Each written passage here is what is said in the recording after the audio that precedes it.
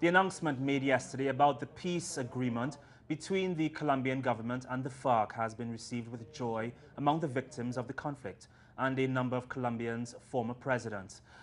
Victims and families describe the deal as historic and thank the fact that victims play a significant role and that they are treated as guests, mere guests.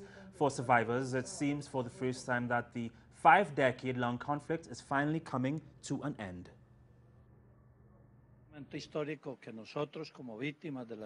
It's a historic moment, and as victims of the FARC for the death of 11 Congress members from the Valle del Cauca killed, this fills us with a lot of hope to not ever have to go back to live with this kind of terror that we've had to live with, and to call for whole truth with the FARC of what happened with the deputies from Valle del Cauca. They owe us an explanation, and now more than ever, we're going to demand it. I definitely think that this was the most important thing that happened to us in the past 3 years of negotiations, of dialogue without results.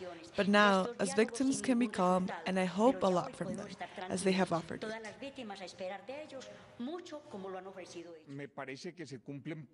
It seems clear to me that all the international standards that are being demanded are being met. And this is without a doubt a very important precedent for the world because on one hand, there is full compliance of what the Geneva courts authorize with regards to international human rights law, and there is a wide amnesty for a good part of the members. On the other hand, it's been left very clear that the principles of truth, justice and reparation are going to be respected. Well, the message is that peace is near, that they have made an extreme breakthrough in the conversations. They have crossed the line of no return, and I think that that is great news for the Colombian people and for all of the Americas. However, it's not been all positive reactions. Some Colombians, including former President Alvaro Uribe, have expressed their rejection to the deal.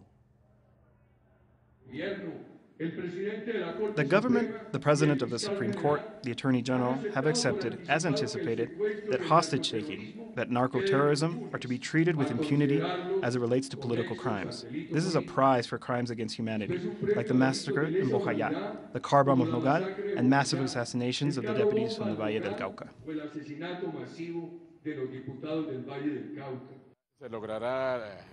It will be great if the peace process came through because we have been longing for peace for many years. But I won't believe it until I see it because these gentlemen from the guerrilla have been deceiving us for a long time, for many decades.